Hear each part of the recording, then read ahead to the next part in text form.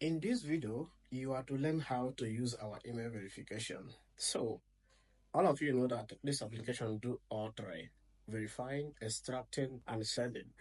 So there's two ways you can operate our email verification.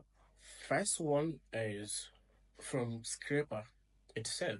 You can just click send to validator with one click of a button, and the Scraper will transfer your lead to email validator. Now, you can see our email have transferred here. You have to click verify or validate. All this button works. Anyone you click, you can see our email have started verifying. Next way to use email verification is imported email from your computer.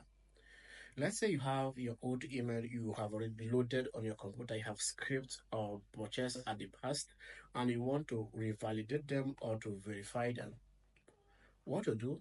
Just click upload lead. You can see the button at the top, and you have to find the lead on your computer. Now you find the lead is going to appear on verification. Go ahead and click validate again. Now, you can also transfer lead from email validator to email blaster so that you can send those people message. To do that, you just one click of a button, send to blaster. You can see it. So in every video, we teach you how to configure SMTP and blaster your email.